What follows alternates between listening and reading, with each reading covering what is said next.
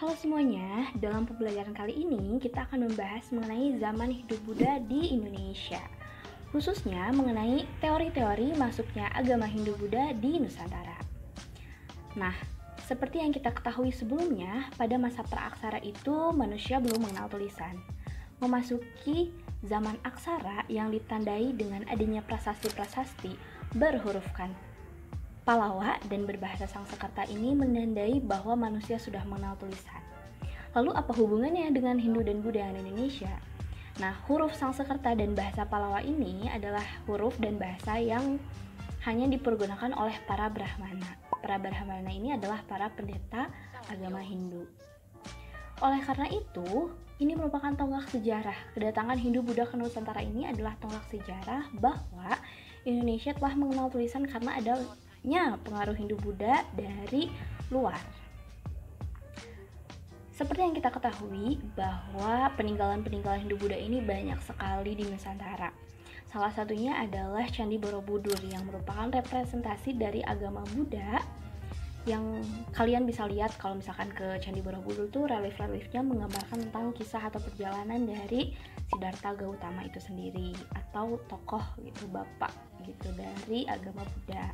Dan selain itu ada juga Candi Prambanan. Nah, Candi Prambanan ini kemudian merepresentasikan adanya Trimurti atau tiga dewa dalam agama Hindu, yaitu Siwa, Dewa Brahma, dan Dewa Wisnu. Candi Prambanan ini adalah cerita gitu, mengisahkan tentang Roro Jonggrang dan Bandung Bondowoso kalau misalkan kalian pernah dengar.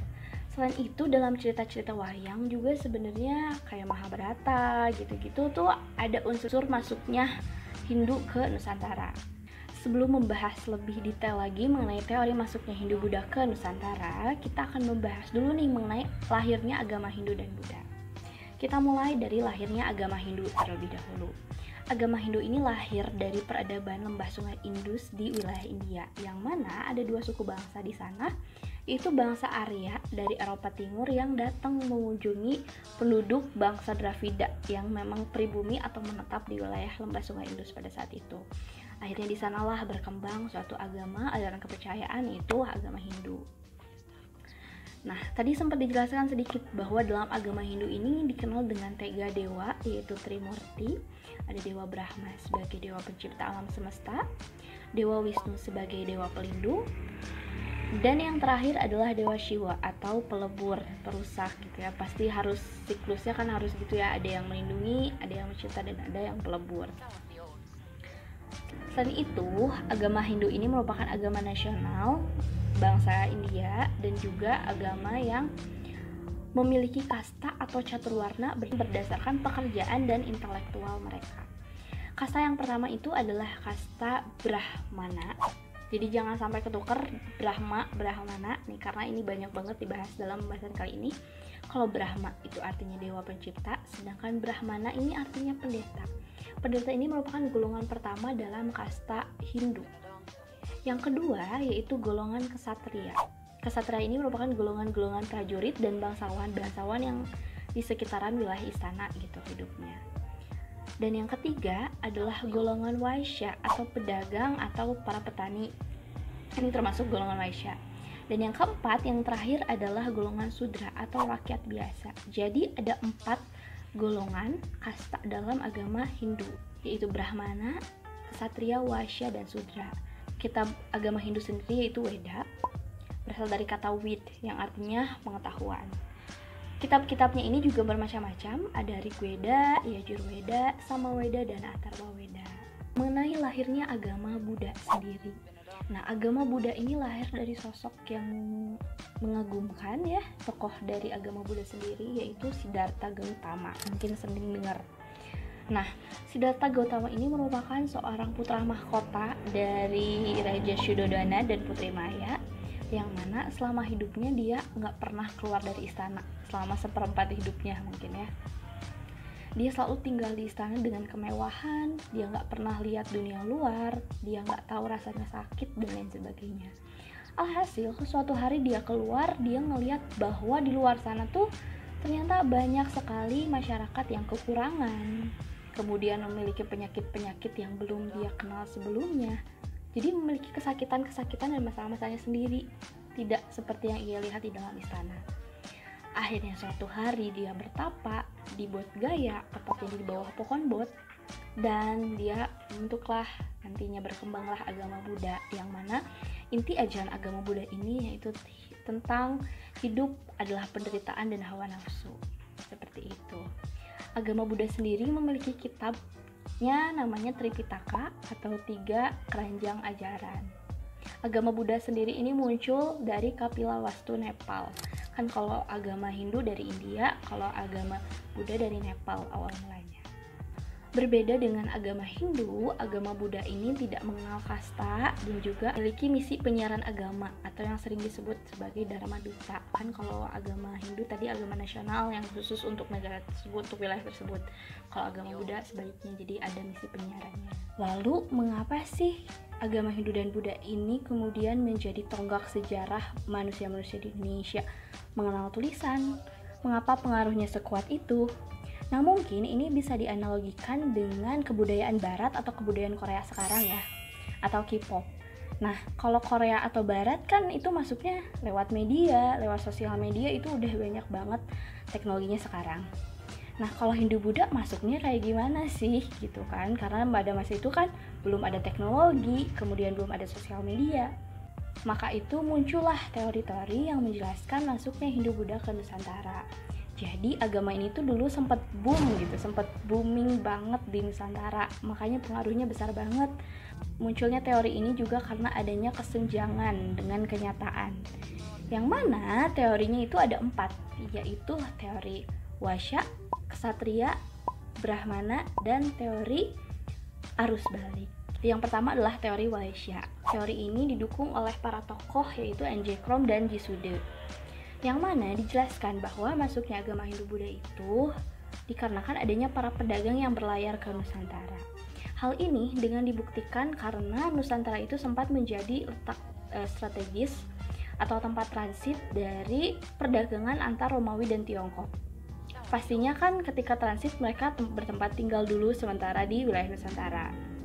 Selain itu juga adanya jalur sutra yang memperkuat bahwa ternyata Hindu Buddha ini juga disebarkan oleh para pedagang nih. Para pedagang ini juga diindikasikan melakukan perkawinan dengan penduduk pribumi yang alhasil menghasilkan keturunan-keturunan yang juga menganut agama yang sama dengan para pedagang tersebut, kayak gitu.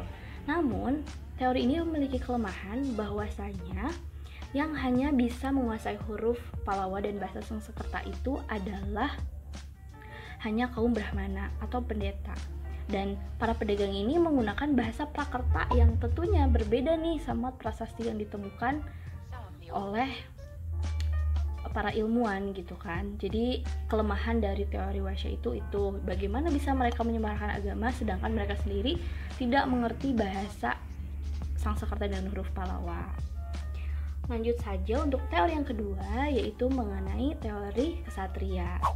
Teori ini didukung oleh Sissy Bird dan juga R.C. Majumdar, yang mana teori ini itu diperkirakan dibawa oleh para bangsawan. Jadi para bangsawan ini memiliki semangat juang yang tinggi, semangat berpetualangan yang tinggi. Dikarenakan selain mereka diwajibkan untuk belajar agama di istana, mereka juga diharuskan untuk berkelana ke berbagai wilayah gitu.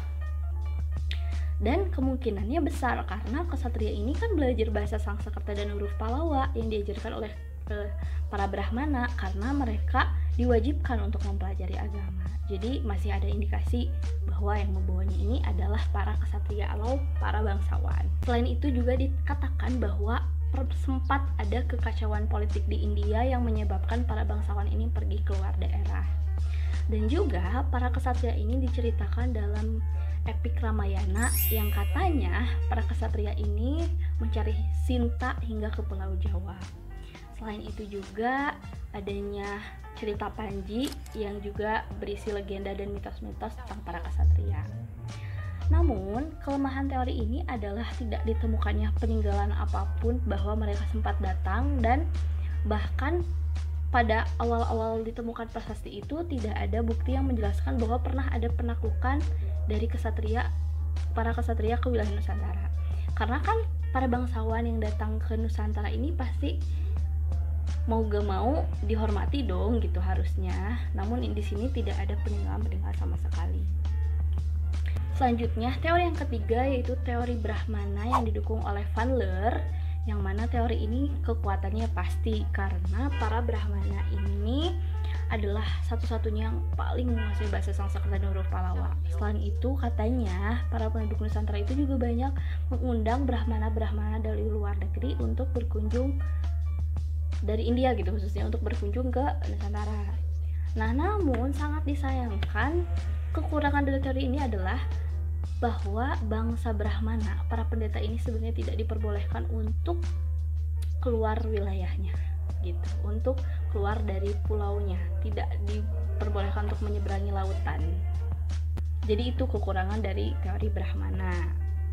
Selanjutnya yang keempat adalah teori arus balik yang didukung oleh F.D.K. Bosch, yang mana teori arus balik ini itu menjelaskan adanya sekumpulan orang, khususnya orang-orang Nusantara atau para mahasiswa yang pergi keluar untuk mencari ilmu dan belajar agama, lalu kembali dan menyebarkannya ke wilayah Nusantara. Artinya di sini kalau misalkan kita lihat ada semangat juang gitu ya, orang-orang Indonesia sendiri yang ingin mencari ilmu keluar untuk kembali ke wilayah Nusantara dan menyebarkannya. Teori arus balik ini diperkuat dengan adanya prasasti Nalanda, yaitu ada permintaan dari raja-raja di Nusantara pada masa itu. Jadi permintaan dari Raja Nusantara ke Raja India ini itu kemudian dibentuk sebuah prasasti yang mana menunjukkan bukti nyata bahwa sempat nih ternyata ada orang Indonesia, masyarakat Nusantara yang keluar dan kemudian kembali untuk menyebarkan agama. Yang paling penting, teori arus balik ini merupakan kritikan terhadap teori lama atau teori-teori yang sebelumnya Ibu jelaskan. Ada Brahmana, Ksatria, dan Waisya. Karena dalam setiap teorinya ini terdapat kritikan-kritikan seperti yang tadi Ibu bilang. Yang pertama yaitu Ksatria. Tidak ditemukannya peninggalan-peninggalan dan bukti khusus mengenai kedatangan mereka. Kedua, yaitu teori Waisya. Walaupun sebenarnya mereka nggak bisa bahasa Sanskerta dan huruf Pallawa sebagai bukti nyata kenapa mereka nggak bisa menyebarkan agama, tapi yang paling penting sebenarnya pusat-pusat keagamaan itu ditemukannya di pedalaman. Sedangkan para pedagang itu tinggalnya di pesisir pantai, yang mana mereka berlabuh kan menggunakan kapal-kapal mereka, alat transportasinya. Sedangkan tadi pusat-pusat keagamaannya malah adanya di daerah pedalaman kayak gitu. Dan untuk teori Brahmana sendiri, ini kan terdapat kritik tadi bahwa Brahmana ini nggak bisa keluar pulau gitu. Namun ternyata sempat ada Brahmana para pendeta-pendeta ini yang kemudian diusir karena melanggar aturannya gitu ya, melanggar aturan sebagai Brahmana, dan mereka kembali menggunakan upacara namanya upacara Vlasyastoma. Jadi sebenarnya ada kemungkinan ketika para Brahmana tersebut diusir, mereka sempat mengajarkan agamanya. Seperti itu. Nah, arti penting mengapa kita butuh sekali untuk mempelajari zaman Hindu-Buddha di Nusantara ini, yang pertama yaitu merupakan tonggak masuknya sejarah Indonesia ke masa aksara, ke masa mengenal tulisan. Dibuktikan dengan ditemukannya berbagai macam prasasti yang berhuruf Pallawa dan berbahasa Sanskerta. Selain itu, ajaran agama yang ada di Indonesia, aliran-aliran yang begitu banyak juga menjadi kekuatan sebenarnya bagi kita sendiri sebagai bangsa yang multikultural, agar bisa toleransi gitu, agar bisa meningkatkan toleransi kita, dan kita tahu bahwa di luar sana ada orang-orang yang memiliki sudut pandang dan kepercayaan yang berbeda, sehingga kita bisa memiliki banyak sudut pandang nih, nggak cuma diri kita sendiri yang tinggal di dunia bumi, bukan cuma berputar untuk kita. Jadi jangan egois kayak gitu. Nah, mungkin sekian video kali ini, mudah-mudahan bermanfaat, semoga bisa menjadi pembelajaran yang baik untuk kita semua. Jangan lupa tingkatkan toleransi kita, dan juga jadikan agama-agama yang banyak di Nusantara ini sebagai kekuatan kita. Terima kasih.